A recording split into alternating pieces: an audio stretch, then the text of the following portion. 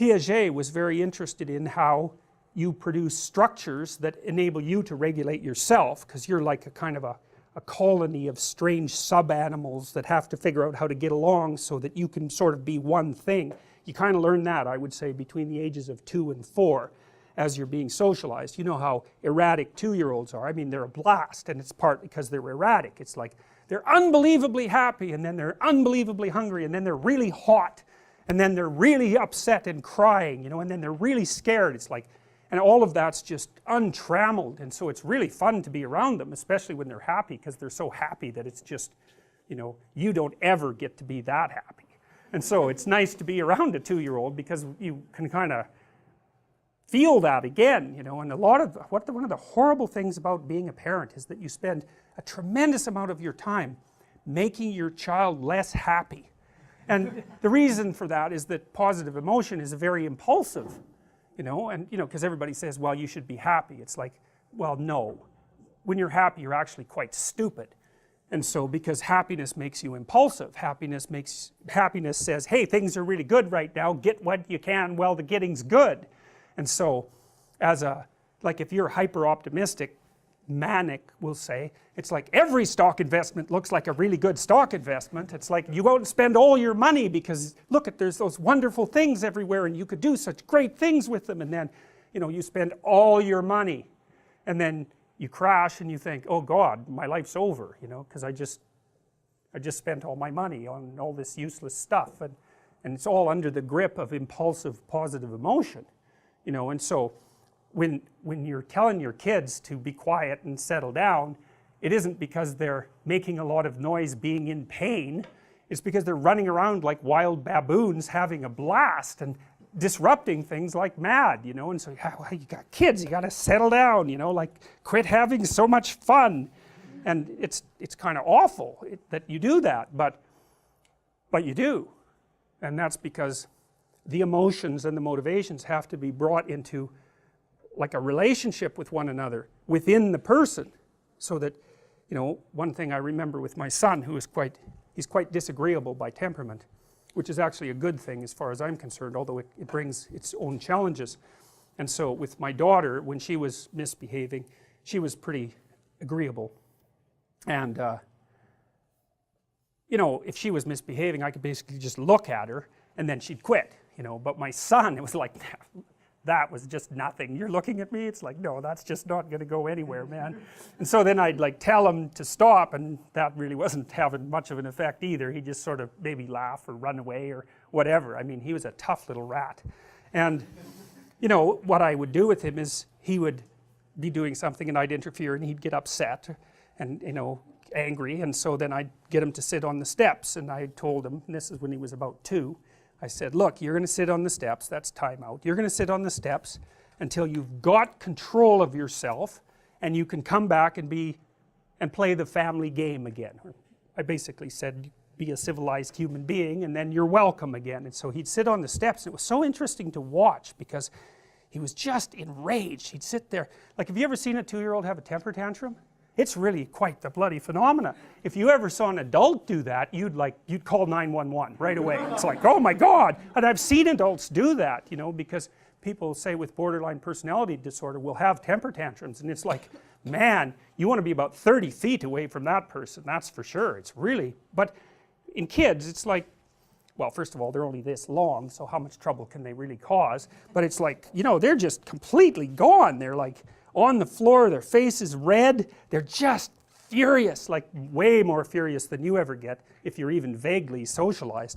They're just outraged, and they're kicking and hitting the ground, and like, it's like a little epileptic fit of anger, you know. They're completely controlled by their rage. And we took care of one kid for a while who, he was actually a pushover, that kid. You could get him to behave by, you know, kind of shaking your finger at him, but his mother thought he was really tough because he had her figured out. And one of the things he would do is have a temper tantrum, and during the temper tantrum he would hold his bloody breath until he turned blue. It's like, try that, like, you know, that's your homework. Go home and have a temper tantrum, and while you're doing it, hold your breath until you actually turn blue.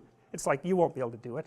You don't have the willpower of a 2-year-old, that's for sure. That little varmint, man, he'd just have a fit, then he'd hold his breath, and then he'd turn blue. It was like, wow, that's amazing.